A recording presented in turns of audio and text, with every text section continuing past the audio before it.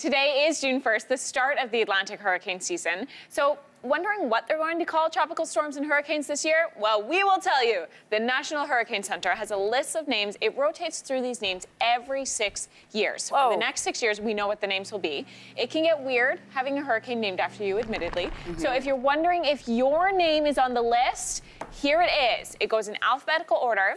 We started with Alberto. We've already had Alberto. Next up is Beryl, Chris, Debbie, Ernesto, Florence, Gordon, Helene, Isaac, Joyce, Kirk, Leslie, Michael, Nadine, Oscar, Patty. Oh, Patty. Raphael, Sarah, Tony, Valerie, and William.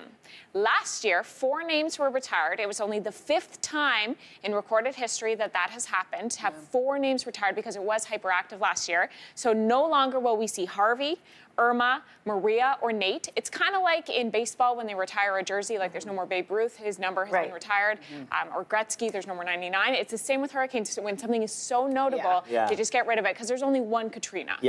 A friend of mine who went down to, and you can correct me on the name of this, but it's down in the United States. It's like the head of the World Meteorological Association, and they are the ones who pick the names for them. And they were saying, you know, they take it very seriously because they publish a list of the names of people who die from hurricanes every year. But you were saying that there's only sort of a set amount of them that actually end up being deadly. Like we go through all the list, which I found really interesting. Yeah, so hurricane season starts today. As we know, we can have hurricanes outside of the season, which we've already had a named storm, not a hurricane.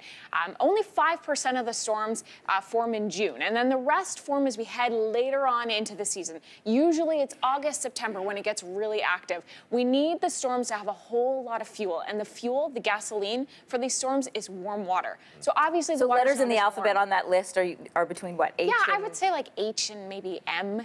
Maybe N. Last year, we got to Nate. Nate was really the last of the deadliest storms, and that one really wreaked havoc through Central America before it hit the United States. It also depends on where they form. They form off the west coast of Africa, the deadliest storms, because they pick up all that fuel from the waters, they move up towards the Caribbean and then hit the Gulf, and then they hit this hot water in the Gulf and they just explode. So it really depends on where they form. June storms, though, actually form in a different spot. I've got a board, if we can go to my graphics this morning, to talk about our June storms, where they develop. It's generally through the Caribbean where we see the hottest weather forming. So watch this.